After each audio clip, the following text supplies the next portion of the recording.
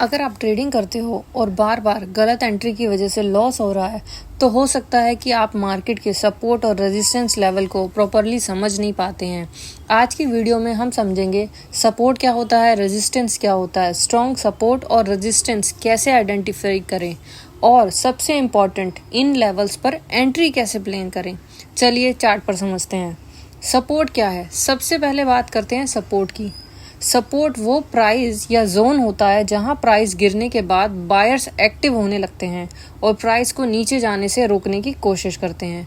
Example के लिए मान लो बीटीसी बार बार 62,800 के आसपास बाउंस बैक कर रहा है। अगर प्राइस मल्टीपल टाइम्स 62,800 से रिवर्स हुआ है तो 62,800 एक इम्पॉर्टेंट सपोर्ट हो सकता है। लेकिन एक इम्पॉर्टेंट बात है, सपोर्ट कोई एग्जैक्ट सिंगल लाइन नहीं होती। मार्केट में प्राइस थोड़ा ऊपर या नीचे जा सकता है, इसलिए सपोर्ट को अक्सर जोन की तरह देखना बेटर होता है।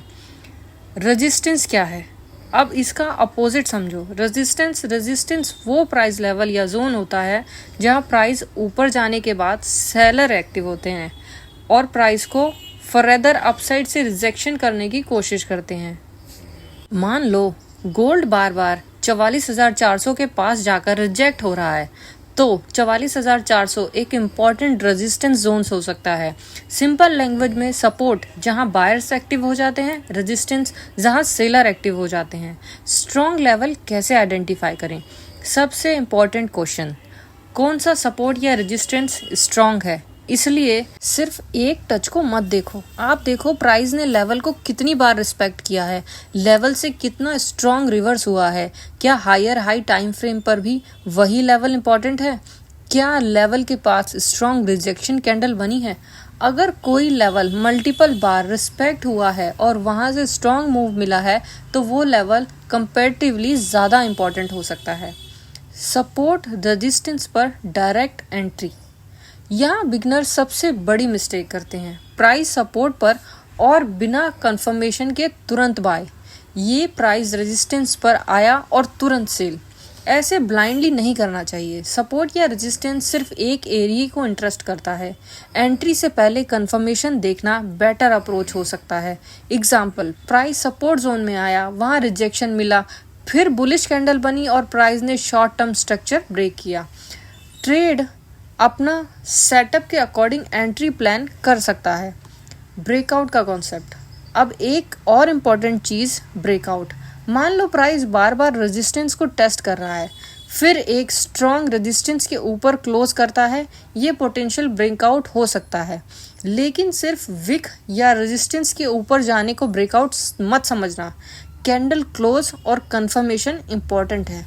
और कभी कभी ब्रेकआउट के बाद प्राइस वापस उसी रेजिस्टेंस को टेस्ट करता है, इसे हम रीटेस्ट कहते हैं। अगर रीटेस्ट के बाद लेवल सपोर्ट की तरह बिहेव करे तो ट्रेड अपने स्ट्रेटजी के अकॉर्डिंग सेटअप पर सर्च करें। एक बहुत इम्पॉर्टेंट कॉन्सेप्ट, रेजिस्टेंस सपोर्ट बन सकता है। ओल्ड रेजिस्टेंस फर्दर फ्यूचर में सपोर्ट बन सकता है। एग्जाम्पल के लिए बीटीसी 63,900 पर सपोर्ट फेस कर रहा था, प्राइस फाइनली इसके नीचे ब्रेकआउट करता है, बाद में प्राइस वहीं 63,900 के आसपास आता है। अगर वहाँ सेलर्स एक्टिव होते हैं और प्राइस बाउंस करता है तो वही पुराना सपोर्ट अब रेजिस्टेंस की तरह काम करता है। इसको ट्रेड रोल रिवर्स भी कहते हैं। तो आज की वीडियो से बस ये 5 चीज़ें याद रखो, सपोर्ट बायर्स का इंपॉर्टेंट एरिया, रेजिस्टेंस सेलर का इंपॉर्टेंट एरिया।